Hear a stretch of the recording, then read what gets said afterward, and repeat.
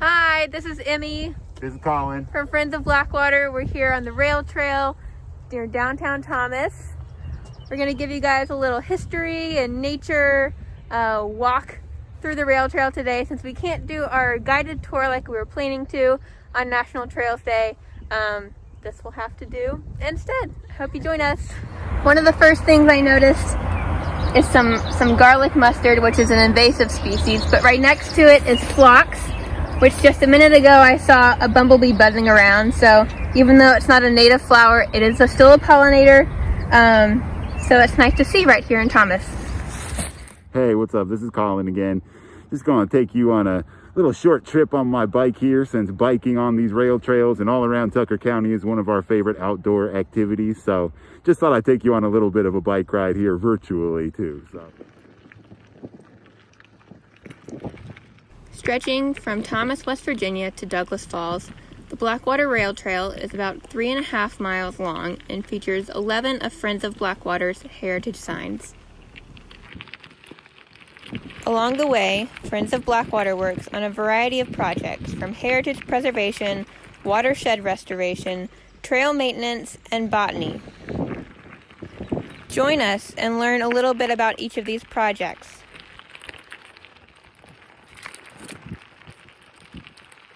So we're here on the rail trail in front of one of the signs that was made by Friends of Blackwater through a grant from the West Virginia Humanities Council.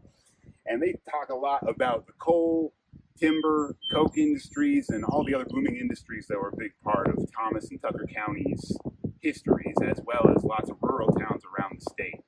This one in particular talks about moving the coal to market, so loading different types of coal for different types of customers onto the railroads. For example, some house heating or, general consumer home heating coal might not be the same that you would use for industrial, like a steel plant or anything like that. So check out these signs the next time you're on the rail trail. They teach you a lot about the history.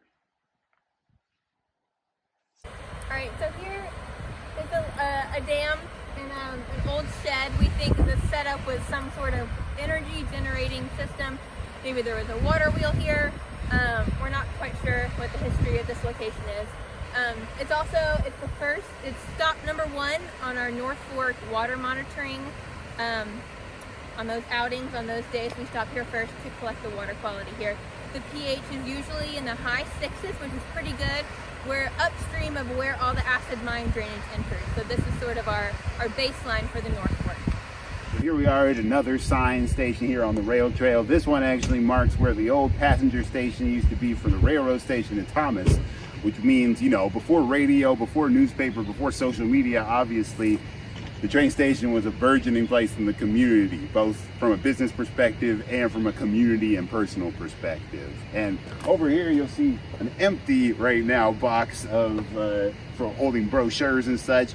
We fill this regularly with walking tour and also other information about the historical and cultural significance of Thomas and Davis in this section specifically. So come check it out. We're going to fill it up today.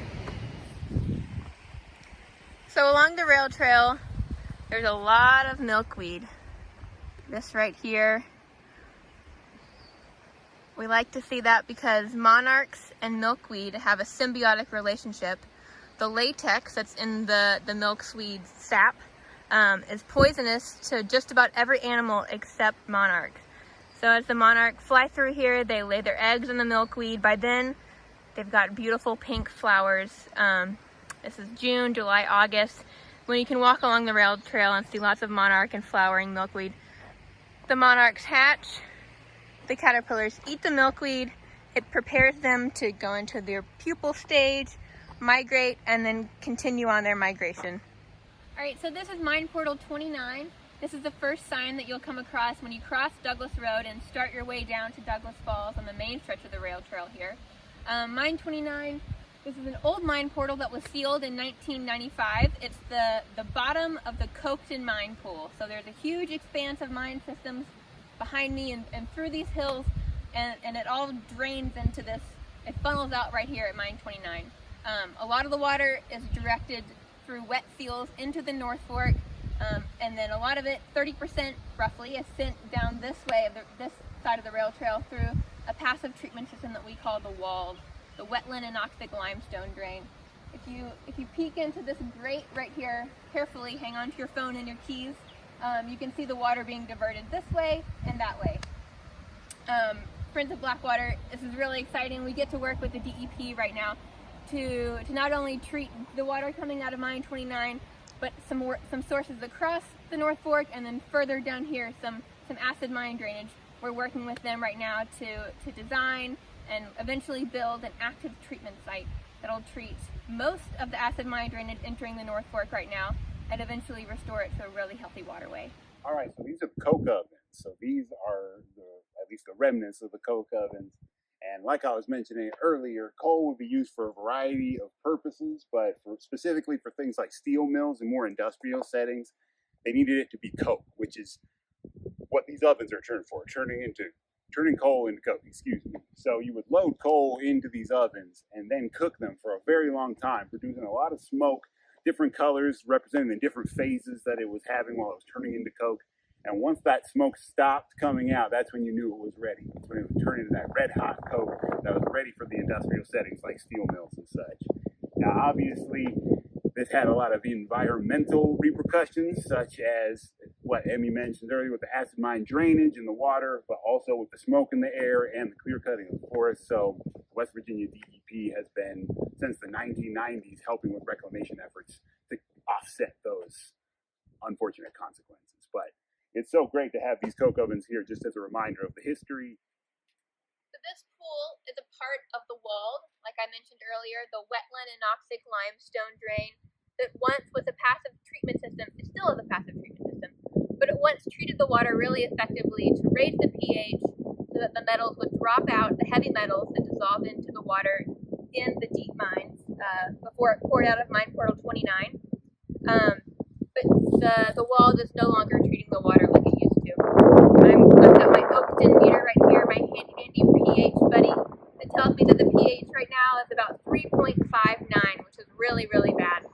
So this is Middle Run. This is one of only a couple healthy tributaries into the North Fork. It mixes with the walled discharge right here also, then flows into the North Fork. But further up Middle Run and into Douglas, the Fish and Wildlife Service has actually discovered some Virginia big-eared bats, which is an endangered species. So we work hard to protect Middle Run, make sure there's no development upstream, and just work to keep those little bats safe. We're really happy that they're here. This is yarrow right here. Come into focus, yarrow. There we go. It's a pretty popular garden herb. It's a medicinal plant, but it's also native to West Virginia and grows all around, especially all on the rail trail. It's got these really pretty feathery leaves that are really recognizable. It's growing with some buttercup. And here's some wild black raspberries, which are, we love those in July. But yeah, here we are. Here's Dead Horse Bridge. There's Colin. He's about to tell us about the Black Fork grade. Ready, Colin? Hi.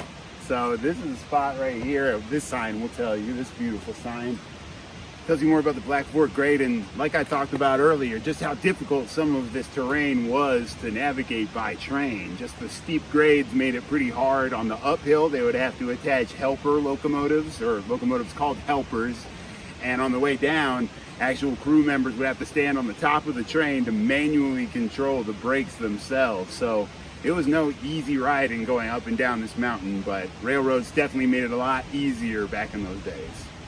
Look at all of these pollinators. Hello.